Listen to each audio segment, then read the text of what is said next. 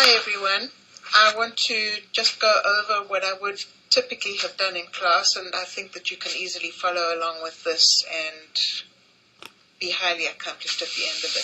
So even though we are working on primary level number acquisition and we're going to move into looking at the operations in base 10, that's kind of for the early pre-K, kind of through first, second grade. I do want to get you started with the Malati fractions packet, which typically would be something one could begin in the early grades if you kind of adjust the problems appropriately. But this packet is intended to be used as it's set up for children who are just beginning to learn how to operate with and understand fractions. So go to the content folder, the number resource section, and find the file called Malati Fractions. You need to download this packet. The one I'm looking for is Malati Fractions 4 through 6, so I don't need you to download and even use the 4 through 6 teacher materials or the 5 through 7 packet. Those are intended to be resources for you to use later on if you really like this. But we're going to make our way through the Malati Fractions 4 through 6 packet. Go to the first problem about Lisa and Mary sharing candy bars. So the first one is Lisa and Mary have 7 bars of chocolate that they want to share equally between the two of them so that nothing is left. Help them to do it. For this problem, I want you to think of an alternate way to solve the problem, and I really want it to be using some form of pictorial representation. For several lessons, we won't even be using the fraction symbols. These are kind of withheld for the purpose of children first becoming used to using fraction words and being able to designate appropriate words rather than the bar symbol that we typically use. Students who struggle with this concept usually see the numerator and the denominator as two separate numbers rather than as an entire entity to itself. So stop for a moment and go ahead and try to solve this problem using pictures. Okay, having done that, I'm going to share with you now how some students over many of my classes have typically solved this problem. So first of all, we have 7 candy bars. Let's go ahead and draw the 7 candy bars. 1, 2, 3. Notice I'm drawing them more or less equal in size. I don't want to see things that look like this next to big ones, but I'm not too concerned that they all are not exactly the same. I also am not very keen on providing grid paper. And also, this is not to be done using manipulatives because they tend to be things that the children play with, they get in the way, and they really can very easily solve these problems just by drawing. The other point about this is that they can always draw. They're not always going to have access to grid paper, to manipulatives, or other things that I call pre-structured objects that sometimes get in the way of the real learning. Oops, didn't mean to draw that line there. Okay, so let's see how they might assign these. Some might just simply put letters like M. Okay, some may put letters like M and L in each candy bar as they apportion them out to the 2 children. And then we get to the last one and they say, okay, let's just break it in half and give a half to Mary and a half to Lisa. So if we count up all of Mary's parts, I see we have 3 and 1/2.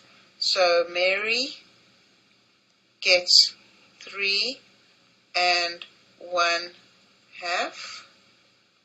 And Lisa also gets 3 and 1/2. Okay, so I think that's fairly straightforward. You can see where that came from. Let's look at another way to do this. Okay, so one child said, 7 candy bars, that's the same as 7 days in the week.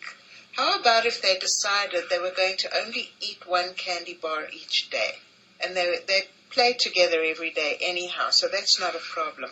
So on day 1, Lisa gets 1/2 and Mary gets 1/2. The same on day 2. Lisa gets 1/2, Mary gets 1/2, until we have gone through all 7 days. And how many candy bars does Lisa have? Lisa has 1, 2, 3, 4, 5, 6, 7 halves. And Mary also has 7 halves.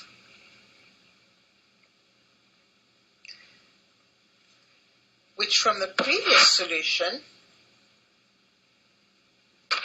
turned out to be 3 plus 1/2. So isn't that nice that we now have a place to show that 7 halves is the same as 3 and 1/2. One thing I want you to be aware of is that solving problems in this way does not limit us to the type of numerators or denominators that we can use. Very few manipulatives come with 7ths, 11ths, 13ths, even 9ths, or 21sts if you wish, but they can always be drawn. So just be aware of the limitation of manipulatives, and also that the transfer from manipulative to pictorial representation and then later on to abstract representation doesn't happen so easily if they're always using manipulatives. But when they draw the pictures themselves, it comes from an intuitive connection to their real world. Everybody knows what a candy bar is. Or you can call them packets of chips. It doesn't really matter. The point is they can draw these pictures, even if their fine motor skills aren't that great. But, they could be tracing around rectangular objects or whatever it is you want them to use for candy bars. I also would not give them printed candy bars to fold and cut up, because that's just the same as giving them manipulatives. You want them to be independent and not depend on that kind of object. Okay, one more solution for Lisa and Mary, and then we'll move on. Okay, so for this solution, I think I'll change color. I'll make Lisa and Mary different colors. We're going to draw a picture of Lisa, and let's give Lisa pigtails.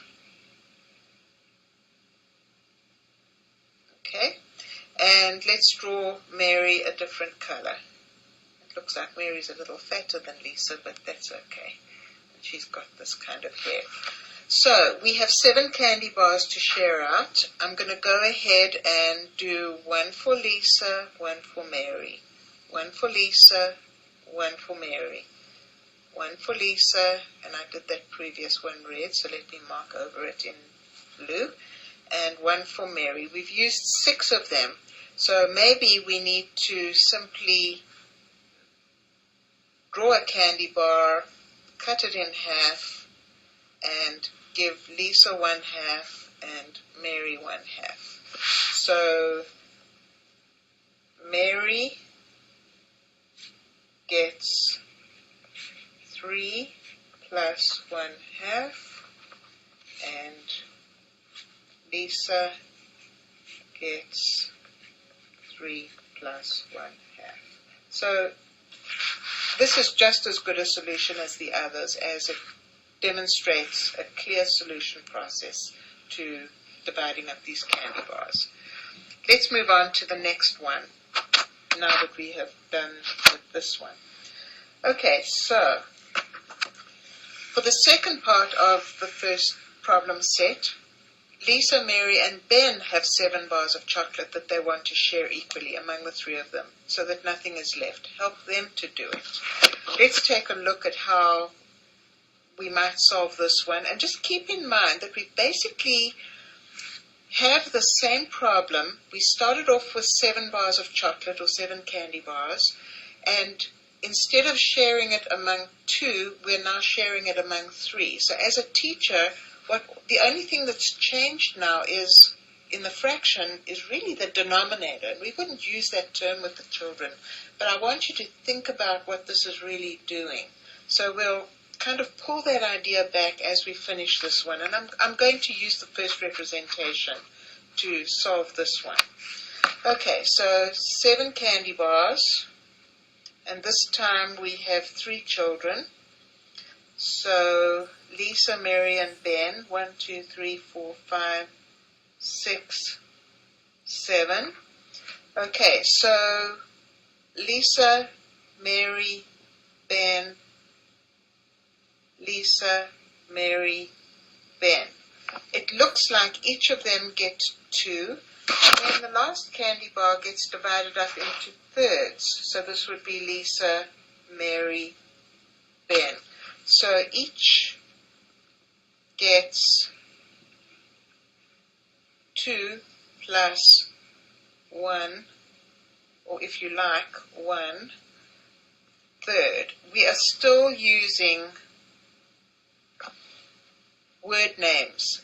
Somewhere around item number 7 in the packet, they will start to use the fraction representation for these different fractions.